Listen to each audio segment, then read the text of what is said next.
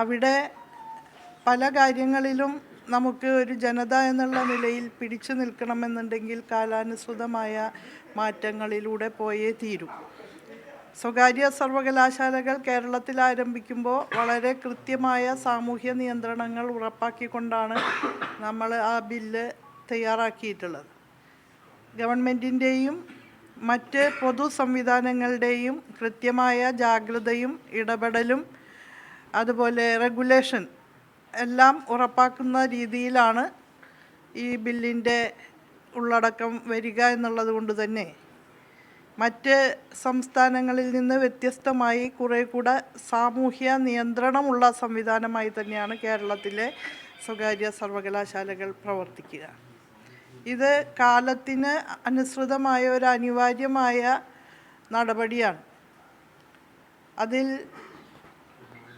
നമുക്ക് ഇനിയും മാറി നിൽക്കാൻ കഴിയാത്ത അവസ്ഥയാണ് ഇന്നത്തെ ദേശീയ സാഹചര്യങ്ങളിൽ ഉള്ളത് എന്ന് കണ്ടുകൊണ്ട് തന്നെയാണ് കേരളത്തിലെ ഉന്നത വിദ്യാഭ്യാസ മേഖലയുടെ മാറ്റത്തിനും മുന്നേറ്റത്തിനും അനിവാര്യമായ ഒരുപാട് പരിഷ്കാരങ്ങൾ നടപ്പാക്കിക്കൊണ്ടിരിക്കുന്ന ഈ സന്ദർഭത്തിൽ സ്വകാര്യ സർവകലാശാലകളുമായി ബന്ധപ്പെട്ടും വളരെ നിർണായകമായ തീരുമാനം ക്യാബിനറ്റ് കൈക്കൊണ്ടിട്ടുള്ളത്. ഈ സ്വകാര്യ സർവകലാശാല ബില്ലിനോടൊപ്പം തന്നെ നിലവിലുള്ള സർവകലാശാല നിയമങ്ങളെ കാലാനുസൃതമായിട്ട് പരിഷ്കരിക്കുന്നതിനുള്ള മറ്റൊരു ബില്ലും ക്യാബിനറ്റ് ഇന്നലെ അംഗീകരിക്കുകയുണ്ടായി. അതിനെക്കുറിച്ച് മാധ്യമങ്ങളിലൊന്നും കാണുകയുണ്ടായില്ല.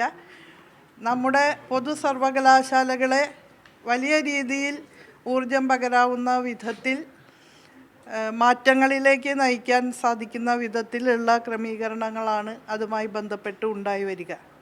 അപ്പോൾ അതുകൂടി നമുക്ക് ഏറെ പ്രസക്തിയോടെ കാണേണ്ടുന്ന കാര്യമാണ് എന്നാണ് എനിക്ക് പറയാനുള്ളത്. എതിർപ്പെന്ന് പറയാൻ പറ്റില്ല. ഓരോ പാർട്ടികൾക്കും അവരവരുടേതായ അഭിപ്രായങ്ങൾ ഉണ്ടാവുമല്ലോ. ആ അഭിപ്രായങ്ങളെല്ലാം ഉൾക്കൊണ്ടുകൊണ്ട് ഏകാഭിപ്രായത്തോടെ ഐക്യകണ്ഠേനയാണ് ഈ ബില്ല് ഇപ്പോൾ ക്യാബിനറ്റ് അംഗീകരിച്ചിട്ടുള്ളത്. അവർ പൂർണ്ണമായിട്ടൊന്നും എതിർത്തിട്ടില്ല. അവർ വളരെ ചെറിയ ചെറിയ കാര്യങ്ങളിലാണ് ഭേദഗതി ആവശ്യപ്പെട്ടത്. ഭേദഗതി എന്ന് പറയാൻ പറ്റില്ല, മാറ്റം അവരാവശ്യപ്പെട്ടു ചില കാര്യങ്ങളിൽ. പ്രത്യേകിച്ച് ഉന്നത വിദ്യാഭ്യാസ മന്ത്രി ഈ സർവകലാശാലകളുടെ വിസിറ്ററായി പ്രവർത്തിക്കണം എന്നുള്ള ഒരു ഘടകം ആ ബില്ലിൽ ഉൾച്ചേർന്നിട്ടുണ്ടായിരുന്നു.